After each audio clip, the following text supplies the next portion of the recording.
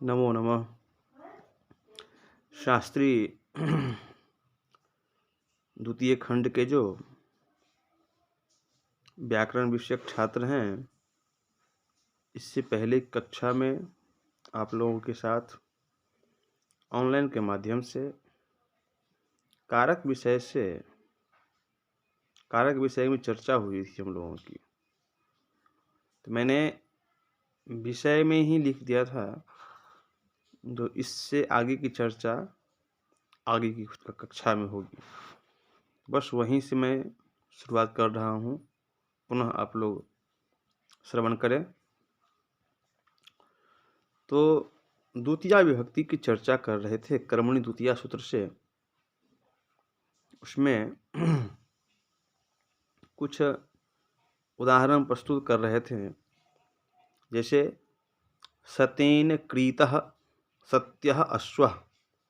यहाँ पर सत्यः में तद्धित यत प्रत्यय से अश्वरूप कर्म जो है सो उक्त हो गया है, अतः द्वितीया जो है सो नहीं हुई।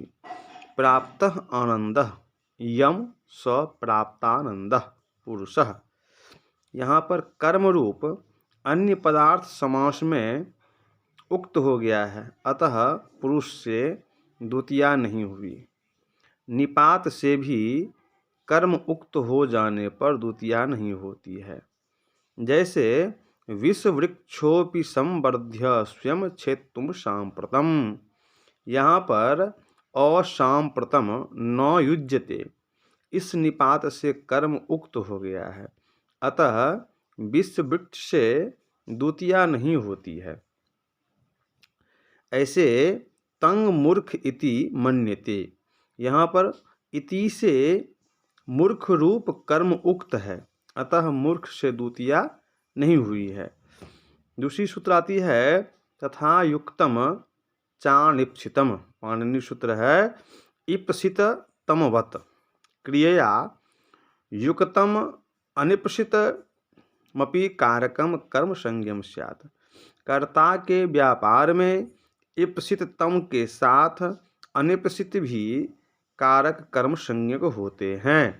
जैसे छात्रः विद्यालयं गच्छन् तृणं स्पृशति। यहाँ तृण उपेक्ष होने से अनिप्सित है। ओदनम खादन विषम खादति। यहाँ पर विष द्वेष्य होने के कारण अनिप्सित है। तीसरा सूत्र है अकथितम च, ये भी पाणिनि सूत्र है। अपादानादि विशेषैर विवक्षितम कारकम कर्म संज्ञम स्यात्। अपादान, संप्रदान, अधिकरण आदि से अविवक्षित कारक भी कर्म संज्ञक होता है। यहाँ अकथित का अर्थ अनुक्त नहीं है। अकथित का अर्थ है अविवक्षित या अप्रधान या गौण, अर्थात दूह, पाच, दूह, याच, पच, दंड, रुचि, प्रक्षी, ची, ब्रू, शास, जी, मथ, मुषाम कर्मयुक्त स्यात् अकथितम तथा स्यात् नि, ह्री, कृश, बहाम। मतलब दूह से लेकर मुस पर्यंत 12 धातुओं जो है, उस धातुओं के तथा नी, ह्री, कृश और बह, इन 4 धातुओं के मुख्य कर्म से युक्त संबंध जो गौण कर्म है उसे अकथित कर्म कहते हैं। जैसे गोपः गां दुग्धं दोग्धी। यहाँ गो शब्द में अपादानत्व की अविवक्षा करके कर्मत्व की विवक्षा की गई है। दरिद्रः धनिकम धनम याचते। यहाँ धनिकात की जगह धनिकम गौण कर्म है।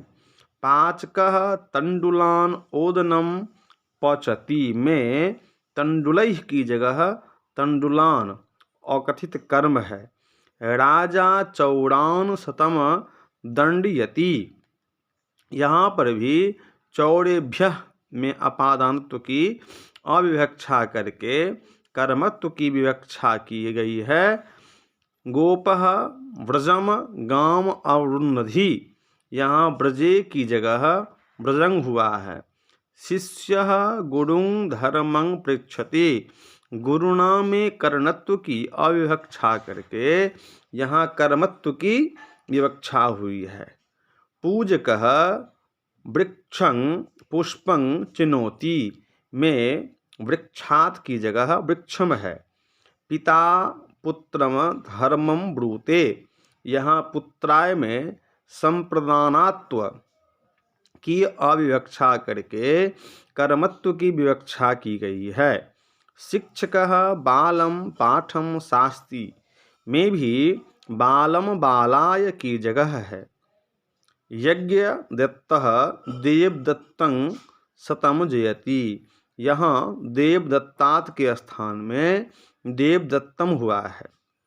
विष्णु क्षीरनिधिं सुधां मथनाति, यहाँ पर अपादान कारक की जगह क्षीरनिधिम अकथित कर्म है।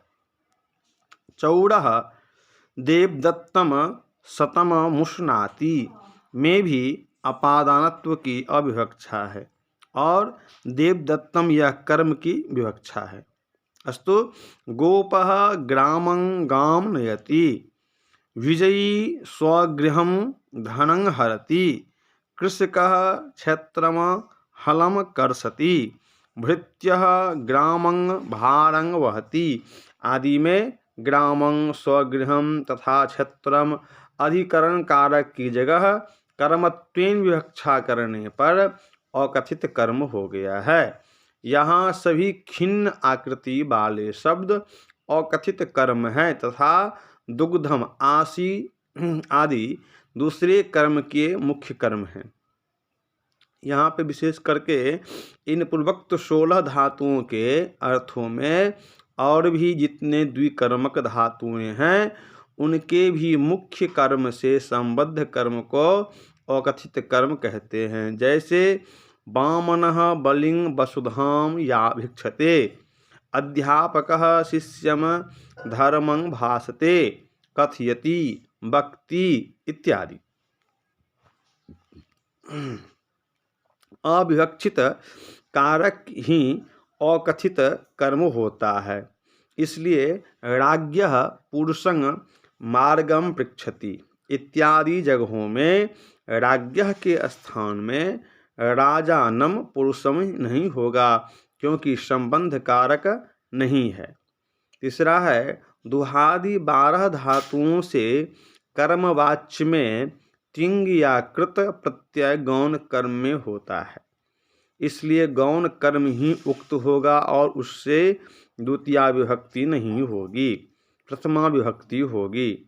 और नी ह्री हृष कृष तथा वह से कर्मवाच्य में प्रधान कर्म में प्रत्यय होता है, अतः वही उक्त होगा और उससे द्वितीया नहीं होगी, प्रथमा विभक्ति ही होगी।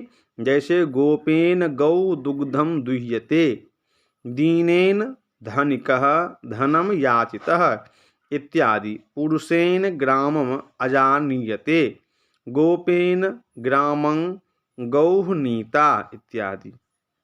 गौणे कर्मणि दुह्यादे प्रधाने नृ ह्री कृष बहाम लादयोः मताः।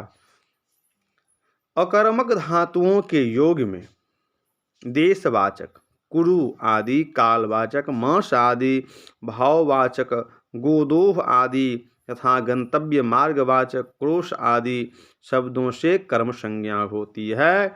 अकर्मक धातुभिर योगे देशः कालो भावो गंतव्यो अध्वा च कर्म संज्ञकम इति वाच्यम। जैसे कुरून् पंचालान वा स्वपितिः मासं वर्षं वा आस्ते गोदोहम तिष्ठति क्रोशम योजनम वा आस्ते इत्यादि। पुनः इससे आगे की चर्चा हम लोग करेंगे क्योंकि ऑनलाइन में कुछ नेट की समस्या रहती है, इसलिए थोड़ा थोड़ा ही करके जो है पाठ चल रही है। अस्तु, नमो नमः, नमः संस्कृताय।